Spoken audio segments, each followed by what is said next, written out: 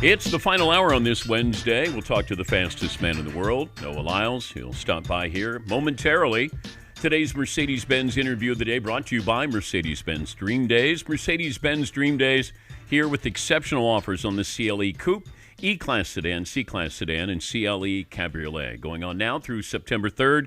Learn more at mbusa.com/dream. Good morning if you're watching on Peacock, our streaming partner, or listening on our radio affiliates numbering over 400 cities around America. We'll have a new poll question in the final hour of the program, still trying to determine the manliest state in America. Jim Cantori from the Weather Channel weighed in, and he seemed to be, I think, highlighting some of those places that you didn't expect to be manly. The Outer Banks of North Carolina or the city of Chicago. But we've got results forthcoming. Also, if we were going to have a rap name in the state of Maine, what would it be? Fritzy is all over this. 877-3DP Show, email address dp@danpatrick.com, Twitter handle at DP Show. He won a gold in the 100 meters and a bronze in the 200 meters while having COVID. Noah Lyles joining us on the program. Noah, congratulations. What's it like when you race when you're expected to win as opposed to you might surprise people and win? I'd say when you're expected to win, the pressure is definitely a lot higher. People are always going to be hanging on every word, and when they don't expect you to win, you're more of a under the radar. It's a lot less pressure. It's a lot easier to win because you feel like you're just going against the grain and saying, "Yeah, I can do this," as opposed to, "Oh, I have to do this." What made you think that you had lost the 100 meters? To be honest, I have that innate feeling that tells me, yeah, I won this race. And it's pretty good even when it comes down to very, very close races. And I've had races all throughout the year that have been, the smallest of margins. And usually I have that feeling. And at the end of the race, I just didn't have that feeling. I didn't know where I was in the race. And I was just like, this is one of those moments that I'm just watching just like everybody else. How often do you practice that lean at the tape?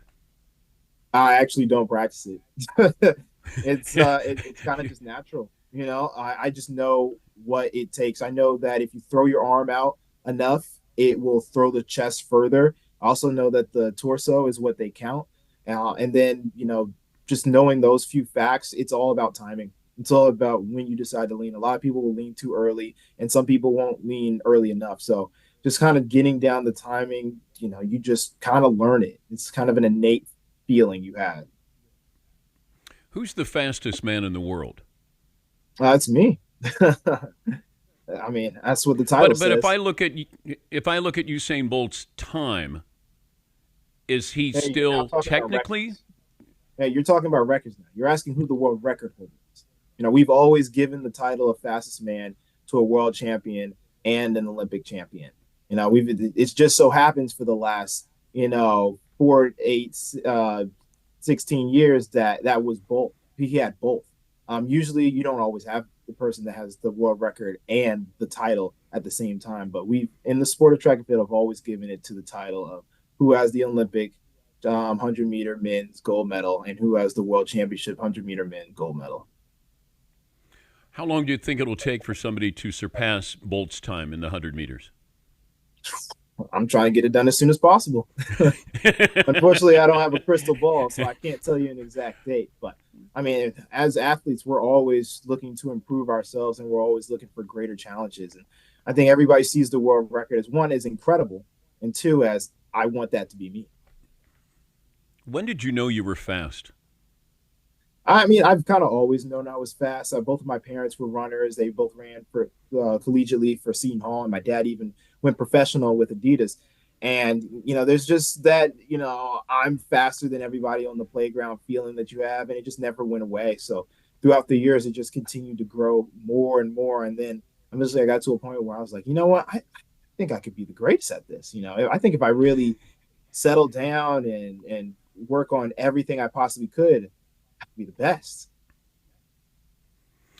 What's that feeling like to run fast? Oh, it's a very euphoric type of feeling. That's why I feel it's very hard when a lot of athletes leave the sport because they don't get that adrenaline rush anymore when you're running and you're constantly feeling like you just go faster and faster. I think the easiest way to describe it is if you run down a hill, the hill kind of does most of the work for you. So it feels like you could just run forever. That's kind of what it feels like when you're running at top end speed and you're pulling out ahead of everybody. It's just like, oh my gosh, this is it. I'm the fastest. I'm the fastest. What's the strangest thing you've thought about while you've been running, while in a race? Can your mind wander at all? It can definitely wander. I've had races where, me and my brother are both professional runners, and coming through high school, I think there was this time where we were running and he was winning at a certain point in the race, and I yelled out, "Oh, you want to play?" And I just took off on him. Yeah, that was pretty random of a thing to say in the middle of the race. We're talking to Noah Lyles, 100-meter gold medalist in Paris.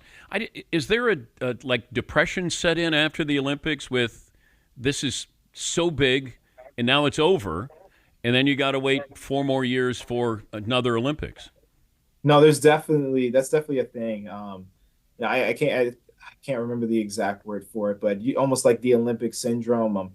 Coming from such a high, it's very hard sometimes for athletes to come down off of that because you've worked for 4 years and maybe more, and because of that, you don't know where to go once you've got up to the top. Because most people can only imagine getting to the top. They don't think of once what's on the other side.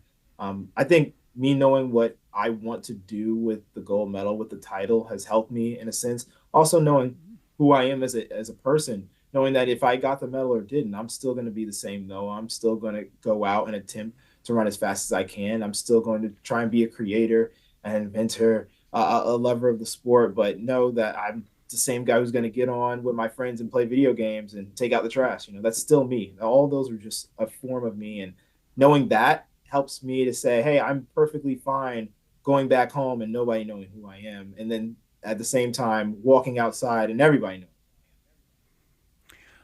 knows. Anybody try to steer you to play football? Oh, tons of times throughout high school. They were just like, oh yeah, we'll get you on a wide receiver. We'll just put you on a go route. Nobody will touch you. But my mom was very strict on not having us, do football. She was very concerned about injuries, concussions, all that stuff, and rightfully so. But personally, I'm not that big into physical contact sports. I think probably basketball is the closest physical contact sport I'll get to. But my brother, oh, I tell you, he was born to be a wide receiver. But he's not. He's a professional track athlete. He is. He is. We went a different route. That's just how it is in life. We have a plan for you versus Tyreek Hill. How How about plan? Okay. both? Yeah. How about you both wear football uniforms? Sounds a little too gimmicky for me. I mean, he's the one who Okay. challenged Yeah, me. but we have to make it. This is for TV. Noah, I'm going to produce this. So Okay, maybe okay. that, or you both hold a football and race, or how about? Because see, 60 meters. I know why he wants to do 50 yards. Because he Because can't even handle if he loses, he's going to lose. It'll be close. But 100 meters, that there's no interest in that. But you have everything to lose. But you would still do this with Tyreek Hill? I'm not right. Look, he challenged me, so that means he Yeah. wants the crown of fastest man. So you have to race the race that gives you the crown. Uh, there might be leeway for adjustments, but if you think we're running anything that has yards in it, then you're sorely mistaken. But we could definitely have conversations. I'd have no problem having conversations about it. But you're right, this is entertainment. No, we won't be running with pads on, but hey, I don't have a problem laying down a track in the middle of a football stadium and saying, hey, let's pack this place out. Okay, but I brought this up to Usain Bolt. I don't know how long ago when Tyreek Hill wanted a piece of Usain Bolt, and I said, "Would you be willing to put up one of your gold medals?" No. And you would not put up your gold medal in 100 meters versus Tyreek Hill. What has he earned to deserve that status? He plays football and he's a great football player. But you uh, don't get to jump the line just because you think you're fast. There's tons of those people okay. out there in the world. What if you got his Super Bowl ring? I don't want a Super Bowl ring. I'm very, very content with my Olympic medals. Well, DK Metcalf at least did try to do this professionally. He did. I mean, he took the steps, but yeah, if I'm Tyreek, if I can get this to 40 yards, then I think he would probably sign up for that. But 100 meters, see, that's the difference, though. You get to top-end speed, and you stay at top-end speed. Most people get to top-end speed, and then all of a sudden it doesn't last long. That feels like that's the difference between being football fast and being track fast. It is, but even in track, we get to top-end speed faster than the football players. They just don't know it yet. Is your slow start, though, explain your slow start or what is perceived. Is it calculated that your start is slower? Because you were, I think, in last place after, 50 or 60 meters at the Olympics? Yeah, I'd say it's a perception. Compared to the field that I'm racing against, yes, it looks slow. Compared to the world, it's at the top of the list. I mean, you're not going to find a faster starter out there if you're just picking people off the street, or even anybody who's probably at a collegiate level or so on and so forth. But yeah, it's perceived slow because I'm going up against the fastest men on the planet. But we all have our gifts, and that's why we run 100 meters. Because just because you start in the first 30 meters and last doesn't mean that you're going to end up that way at the 100-meter mark. And it's all about who crosses the tape first. Your reaction to NBA players' reaction to you talking about you're not truly a world champ in your sport, but you are in your sport. Yeah, what was the question? What is your reaction to what their reaction was to what you had to say? Kevin Durant and Anthony Edwards, there were, some guys who took some shots at you. To be honest, I think everybody missed the point, which happens when you just have 15-second clips. I mean, can you tell me what the question was asked that proposed that answer? I'm not sure what. Yeah, but you were talking about, hey, how can you be? You're a world champ because you're going against the world, whereas the NBA's not going against the entire world or Major League Baseball. That wasn't what the actual question that was proposed to me was about. That was a very 15-second clip of what the whole answer was. That question that was asked to me was, what is it like going back to the U.S. and not being recognized for your accomplishments like a lot of the other sports and countries that they have in other places? And I said, it hurts because the U.S. has such a wide array of sports and great athletes. And unfortunately, we give the title of world champion to other sports. And that hurts me because I feel that we have world champions, and the ones that they're giving it to are national champions. And basketball was an example. There are other sports that do it as well. And it just hurts that because you do have world champions like me, and, there are, there's even a world championship basketball team that goes out, that's not a part of the Olympics. And there's also people who do in gymnastics, tennis, they face everybody who's on the world stage, and that's the message that I was trying to get across. They were just an example of what the question that was asking me was posing. That's fair. Where's the gold medal? It's right over there. You want to see it? Yeah, go. Yeah. Yeah. Can you give me the gold medal, please? Yeah, go get it. Yeah, it's kind of cool. It got a piece of Paris in it. It makes it real special. Yeah. Here we go. Very shiny. Now, you haven't shined that up, have you? No, I haven't shined it up. It came like this. It's actually a little dingier than when I first got it. You know what? You should show up to the race with Tyreek Hill, no shirt on, and just the gold medal around your neck. Just kind of announce your presence there, Noah.